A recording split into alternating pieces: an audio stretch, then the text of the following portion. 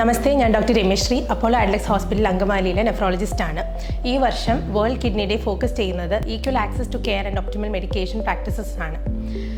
നമ്മൾ കണക്കുകൾ എടുത്ത് നോക്കുകയാണെങ്കിൽ ക്രോണിക് കിഡ്നി ഡിസീസ് അഥവാ സ്ഥായിയായ വൃക്കസ്തംഭനം ലോകമെമ്പാടുമുള്ള 850 മില്യൺ ജനങ്ങളെ ബാധിച്ചിരിക്കുന്നു എന്നും 2019 3.1 മില്യൺ ഡെത്ത്സ് ഇതുമൂലം ഉണ്ടായിട്ടുണ്ട് എന്നും നമുക്ക് മനസ്സിലാക്കാം. മരണത്തിൻ്റെ കാരണങ്ങളിൽ ഇന്ന് വൃക്കരോഗം 8ാം സ്ഥാനത്താണ് നിൽക്കുന്നത്. ഇത് നമ്മൾ അഡ്രസ്സ് ചെയ്തില്ല എങ്കിൽ 2040 ഇത് 5ാം സ്ഥാനത്തെത്തും.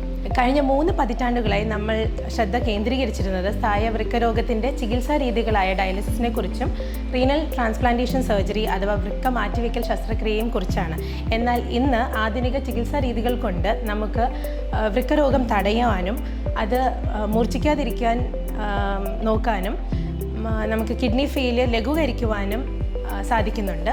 ക്വാളിറ്റി ഓഫ് ലൈഫ് ഇംപ്രൂവ് ചെയ്യാനും ഈ ആധുനിക ചികിത്സാ രീതികൾ കൊണ്ട് നമുക്കിന്ന് കഴിയുന്നു.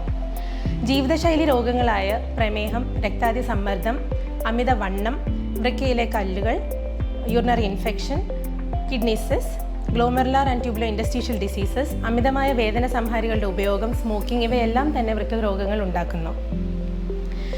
വൃക്കരോഗ ലക്ഷണങ്ങളിൽ ചിലത് കൺപോളകൾക്കും ചുറ്റിനും കാലിലും കണ്ടുവരുന്ന നീര്, ശ്വാസതടസ്സം, വിളർച്ച, ഛർദി, മൂത്രത്തിൻ്റെ അളവ് കുറയുകയോ കൂടുകയോ ചെയ്യുന്ന സാഹചര്യം, മൂത്രത്തിൽ പ്രോട്ടീൻ ലീക്ക് അഥവാ രക്തത്തിൻ്റെ അംശം കണ്ടുവരിക മുതലായവയാണ്.